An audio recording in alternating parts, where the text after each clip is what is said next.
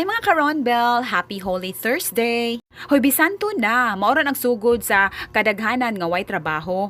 I know comfortable mo karon sa iyong tagsag sa kabalay, mas musamot mo ka-comfortable kung mo eat mo aning comforting, delicious, and healthy food. Of course, basic ang pagisa, unaw ng ahos o bombay. Imo sa kayo-kayon para manghumot-humot. Kung kontento na ka sa humot, ilunod na din ang luya. O kayo-kayon gihapon, ilunod na din ang tamatis. As you can see a while ago, duha atong coconut milk, ang atong pag first puga o atong second puga. Ilunod na din nimo ang kalabasa, ang atong nagdagbida o ang main ingredient nato. Kay kalabasa man atong main ingredient i-allowance sa nato in English squash or gitawag nag pumpkin, inya scientific name Cucurbita maxima D.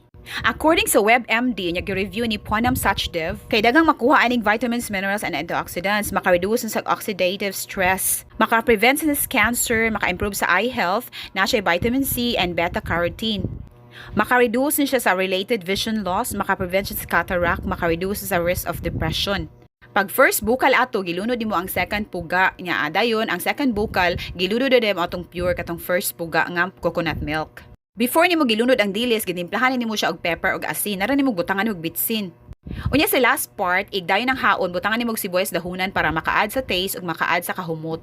Have a comforting, delicious, and healthy Holy Thursday lunch, everyone. Mo kini Ronbel Gums.